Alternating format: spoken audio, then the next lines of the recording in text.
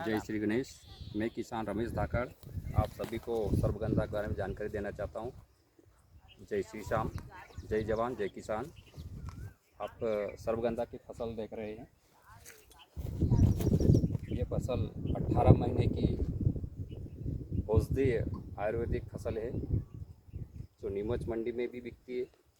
मध्य प्रदेश की नीमच मंडी औषधीय फसल, वहाँ पर इसकी जड़ें बिकती है। इसकी जड़ का भी अच्छा रेट चल रहा है। आप अपनी एरिया के हिसाब से मंडी को चुन करके औषधीय मंडी को चुन ले और उसके बाद आप इस फसल को लगाने का आगे विचार करें। पहले बेचने के लिए मंडी का चयन करें कि कहाँ पर बेचना है, कौन लेगा, कौन सा व्यापारी है। और हर्बल फार्मेसी कंपनी अगर आपके आसपास कहीं पर, किसानों के आसपास सिटी में कहीं पर है तो पहले उनसे कांटेक्ट करें। हर्बल फार्मेसी कंपनियां जहां पर भी है उनसे पहले कांटेक्ट करें। किसान इस बात को अवश्य सुने और समझे और अपनी पहले उस मंडी का चयन करें जहाँ पर उसका बिक्री होती है। जैसे दिल्ली में औषधि मंडी है, नीमच में मध्य प्रदेश की नीमच की औषधि मंडी, यहाँ पर भी अब काफ़ी जड़ी बूटियाँ बिकती है। आपको इसीलिए बता रहे हैं कि आप अपने एरिया के हिसाब से मंडी का चयन करें ताकि आपको ट्रांसफ़र ना लगे। और ये सर्पगंधा औषधि फसल है। आप देख रहे हैं ये प्लांट 1 बीघे का है। जो आप ये देख रहे हैं ये प्लांट 1 बीघे का है, जिसको हमने 2019 को लगाया था। 15 जून 2019 को हमने इस प्लांट को लगाया था। आप इस प्लांट को देखिए, पूरा 1 वर्ष हो गया है इसको। 15 जून 2019 पूरा 1 वर्ष हो गया इसको। इस प्लांट को आप देख रहे हैं सर्पगंधा का। इसके पहले हमने 2016 में भी लगाया था एक प्लांट, 2017 में, 2018 में, 2019 और 2020। यूँ मान के चलिए कि 4 प्लांट हमारे पास अभी, 4 में से 3 प्लांट हमारे पास अभी वर्तमान में खड़े हैं, जो 1-1 बीघे के हमने 1-1 बीघा कर करके बढ़ाया है। आप अपनी ज़मीन, जिस एरिया में, जिस किसान के पास जो ज़मीन है उनके पास वर्तमान में, उस ज़मीन का एक हिस्सा या आपको उचित लगे वैसे आयुर्वेदिक औषधि फसल सर्पगंधा है ये। ऐसी बहुत सारी औषधि फसलें हैं, उसके बारे में चयन कर सकते हैं। जिस तरह से हमारी सरकार कह रही है अभी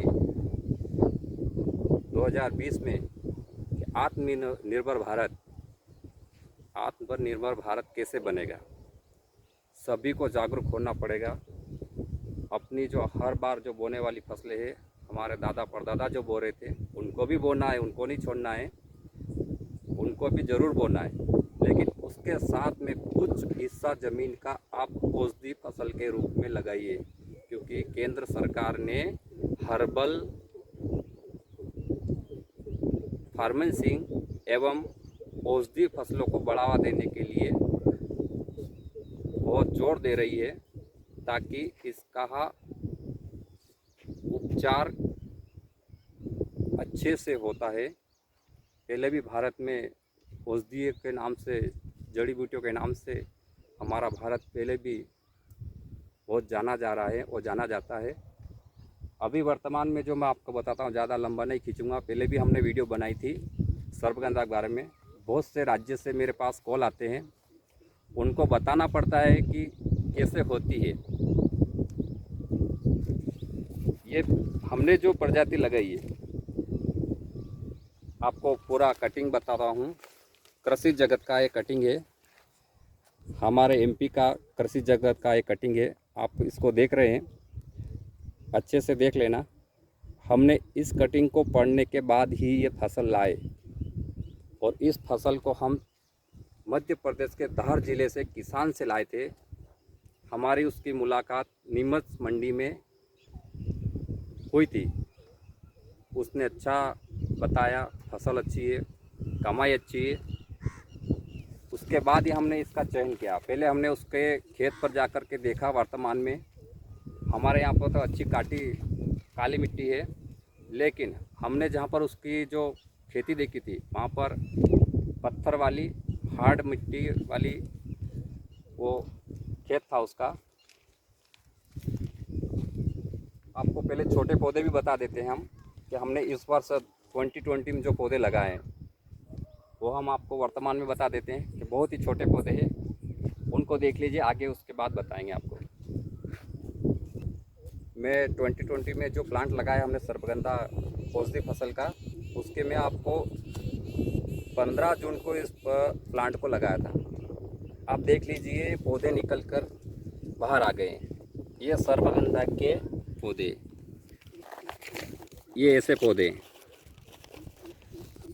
ये सर्पगंधा के पौधे हैं। काफ़ी छोटे पौधे हैं जो 15 जून 2020 को लगाए हुए हैं। अभी आज 1 जुलाई है। 1 जुलाई में आप इसको देख रहे हैं। 15 जून के बाद 1 जुलाई हो गई है। और आपके ये पौधे जो दिख रहे हैं आपके सामने हैं। इन पौधों को देख लीजिए। इन पौधों का बताने का कारण यही है कि सभी पूछते हैं कि छोटे पौधे कितनी दूरी पे है, ये बताना।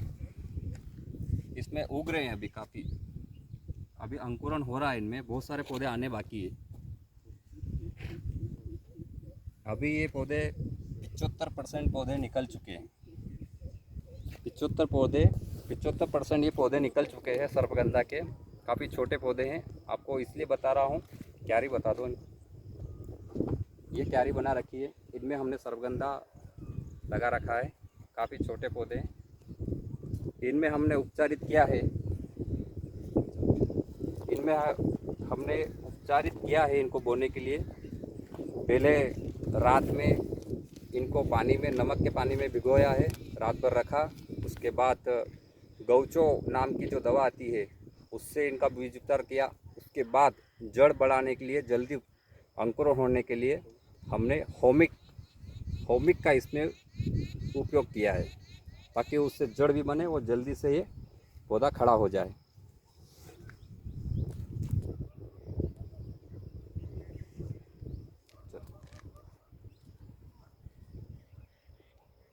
आपको जो प्लांट अभी बताया वो 2020 का है। 15 जून 2020 में लगाया। 1 जुलाई तक की ये कंडीशन आपने देखी है। बीज अंकुरण होकर बाहर आ गए। 75% बीज बाहर निकल गए हैं अंकुरण होकर के। और ये जो प्लांट देख रहे हैं ये 2019 का है। इसके पहले भी जो प्लांट लगाए हमने वो दूसरे खेत पे रह गए हैं। 2 बीघे के वहाँ पर है। जो 18 और 17 2018-2017 का प्लांट भी हमारे पास वर्तमान में खड़ा है, जिसको हम दिसंबर के महीने में हम निकालेंगे। आपको कृषि जगत की ये कटिंग दिख रही है, मैं इसको पढ़ के बताता हूँ, इसके बारे में पूरी जानकारी। ये जो पौधा है 12 महीने में फल देना चालू कर देता है। ये बीज हैं इसके, 12 महीने में ये बीज देना चालू कर देता है। 12 से 14 महीने में ये बीज देना चालू कर देता है।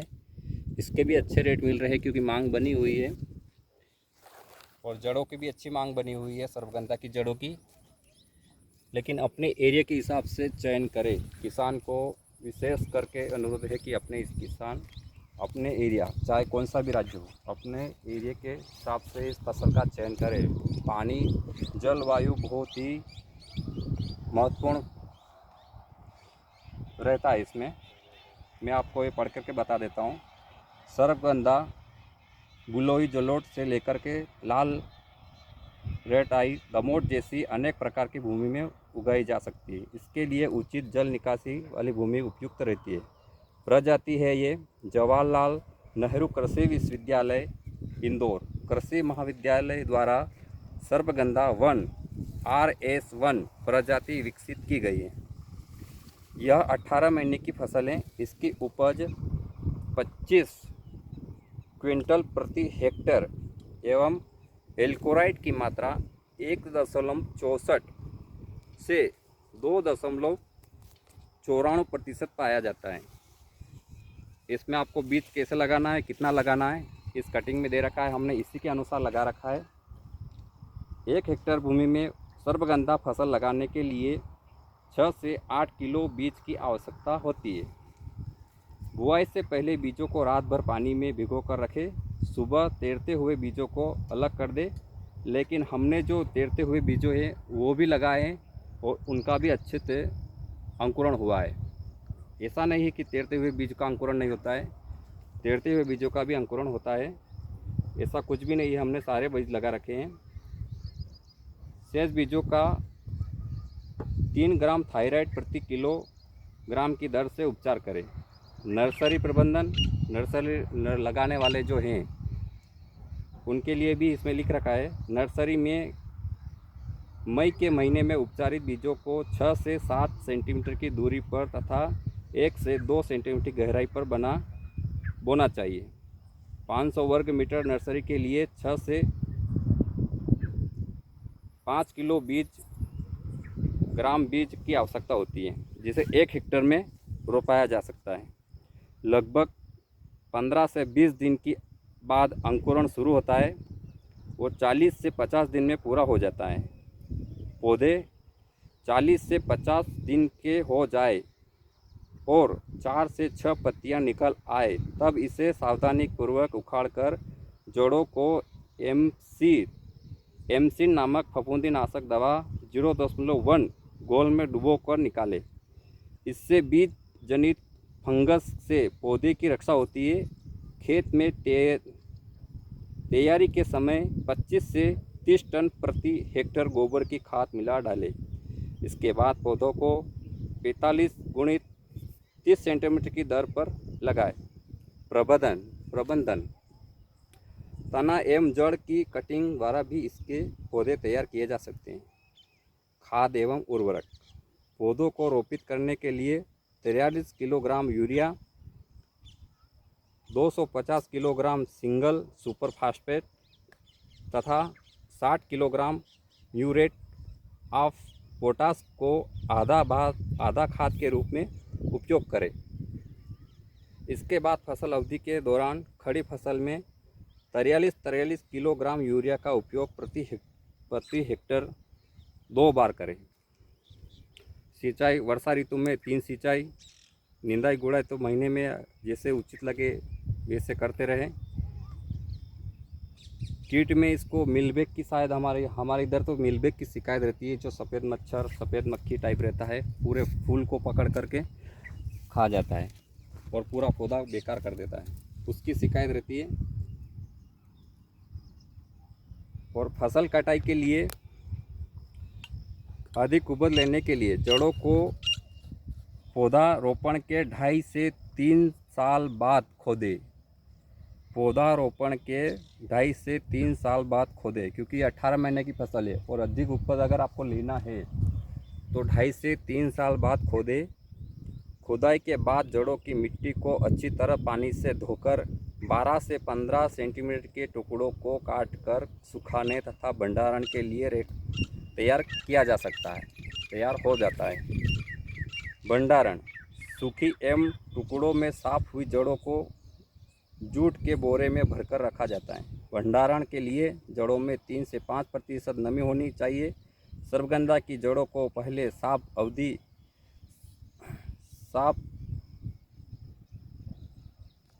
सर्पगंधा की जड़ों को पहले साल बाद अवधि 2 वर्ष तक भंडारण में रख सकते हैं। मिश्रित फसलें, फसल के मौसम में सोयाबीन तथा रबी लहसुन के साथ लगाई जा सकती है। यह महत्वपूर्ण बात है कि सर्पगंधा करने वाले पहले इस बात को भी अच्छी तरह समझ ले कि 1 वर्ष के अंतराल में छोटा पौधा रहे, दूसरे वर्ष 14 महीने के बाद ये तो पौधा अपना फल देना चालू कर देता है। 18 महीने जड़ हो जाती है। 2 से 2.5-3 साल में अगर आप रखो तो अच्छी जड़ बना देता है। लेकिन उससे पहले ये 1 वर्ष से पहले ये पौधा छोटा रहता है। हमने 15 जून 2020 में उस पौधे को लगाया पहले, और अभी जो वर्तमान में आपको बताना है ये 2019 का प्लांट है। इसमें हमने जीरा लगाया था, उससे पहले के प्लांट में हमने लहसुन लगाई थी और 2016-17 के प्लांट में हमने लहसुन लगाई थी। तो अच्छी सी हो गई, उसमें अपना खर्चा निकल जाता है और लगाना भी चाहिए फसल। इसमें से एक फसल को निकालना बहुत आवश्यक है। उसके बाद अगर आप 18 महीने के बाद इस फसल को रखना चाहते हैं तो उसको कटिंग कर दीजिए, नीचे से काट दीजिए। इसके बाद इसमें कौन सी फसल आप छोटी फसल लगा सकते हैं और उसको भी अच्छे दामों में निकाल सकते हैं, ताकि एरिया के हिसाब से आप अपना फसल का चयन करें। और लहसुन, प्याज, जीरा, मसूर इसमें लगा सकते हैं।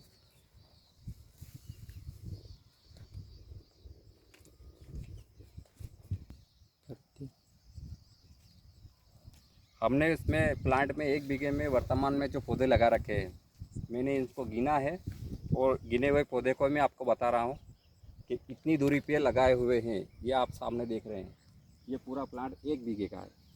इससे हमारे पास 1 बीघे के 4 प्लांट है और 1 बीघे के प्लांट के हिसाब से मैं आपको बता रहा हूँ ताकि आपको पता चले। 1 बीघे में 8,240 पौधे इस एरिया में लगे हुए हैं। 1 बीघे में 8,240 पौधे 1 बीघे में इसमें सर्पगंधा के औषधीय पौधे के लगे हुए हैं। और इन पौधों को हमने बीज के रूप में लगाया था, इधर से इधर शिफ्ट कर दिया, जहाँ पर नहीं थे वो उनको उखाड़ करके इधर ला करके एक रो में शिफ्ट कर दिया है। उसी के हिसाब से मैं आपको बता रहा हूँ कि हमारे इसमें 1 बीघे में 8,240 पौधे हमने लगा रखे हैं। जो वीडियो हमने बनाया है 2020 का है, 2020।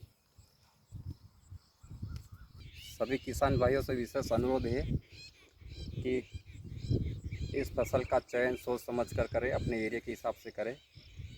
और हर्बल कंपनी वगैरह, हर्बल फार्मेसी वगैरह, बंसारी, अपने एरिया में जो बंसारी है उनसे पूछ करके या फिर उनको कैसे बेचेंगे इसके बारे में जानकारी निकाल करके। अच्छी जड़ों की मांग बनी हुई है। हमारी एक हर्बल कंपनी से बात हुई थी तो उसने बताया कि जितना लगा सकते हो उतना लगा लो, कोई दिक्कत नहीं है, जड़ें तो बिक जाएगी। क्योंकि इसकी जड़ें और औषधि पौधे में और औषधि फसलों में तो कोई दिक्कत आने वाली नहीं है। इसलिए हमने और बढ़ा लिया है, लगभग 4 बीघे का हमने कर लिया है। तो आप भी सोच समझ कर अगर लगाना चाहे तो लगा सकते हैं। मेरे कॉन्टैक्ट नंबर है 80 85 40 59 66। एक बार और सुन ले, 80 85 40 59 66। ये मेरे कॉन्टैक्ट नंबर है। इन पर आप बात कर सकते हैं, जानकारी ले सकते हैं। वैसे जानकारी आपको पूरी दे दी गई है, इसमें फ़ोन लगाने की ज़रूरत नहीं पड़ेगी। लेकिन सोच समझ करके इस फसल को करें, ताकि आप दूसरी फसलें भी लेना है और ये फसल भी लेना है, ताकि आपको महंगी ना लगे, कहीं नुकसान ना हो। इसको सोच समझ कर ही इस फसल को करें, चयन करें। मेरा रमेश धाकड़ का जय श्री श्याम।